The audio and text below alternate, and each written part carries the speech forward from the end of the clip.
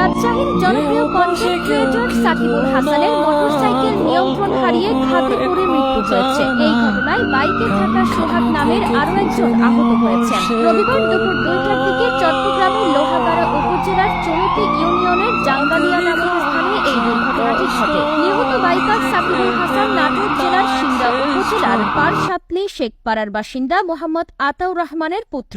জানা গেছে, জনপ্রিয় কন্টেন্ট ক্রিয়েটর ফারজানা বিথি সহ 15 জন নারী পুরুষ মিলে 3 দিন আগে রাজশাহী থেকে কক্সবাজার এসেছিলেন। সকালে কক্সবাজার থেকে ফেরার পথে লোহাগাড়ার চুনতির জাঙ্গালিয়া এলাকায় গতিরোধকে গাড়ি নিয়ন্ত্রণ করতে না পেরে সড়কের পাশে সেতুর নিচে খাদে পড়ে যায় একটি বাইক। এতে বাইক চালক সাকিবুল হাসান নিহত হয়েছেন। অপর আরোহী সোহাগ আহত হয়েছেন। আহতদের উদ্ধার করে উপজেলা স্বাস্থ্য কমপ্লেক্সে নিয়ে আসলে চিকিৎসক সাকিবকে মৃত ঘোষণা করেছেন। দোহাজারী হাইওয়ে থানার উপপরিদর্শক আব্দুস সাত্তার জানিয়েছেন, সড়ক দুর্ঘটনায় নিহত বাইকারের লাশ লোহাগাড়া ট্রমা সেন্টারে রাখা হয়েছে। আইনি প্রক্রিয়া শেষে লাশ পরিবারের নিকট হস্তান্তর করা হবে। এর আগে এপ্রিলের শুরুতে মাত্র 48 ঘণ্টায় জাঙ্গালিয়া এলাকায় 15 জনের মৃত্যু হয়। ওই এলাকায় উঁচু নিচু সড়কে বাঁকগুলোতে বারবার দুর্ঘটনার ঘটনায় সড়ক সম্প্রসারণের দাবি জানিয়ে আসছে এলাকাবাসী।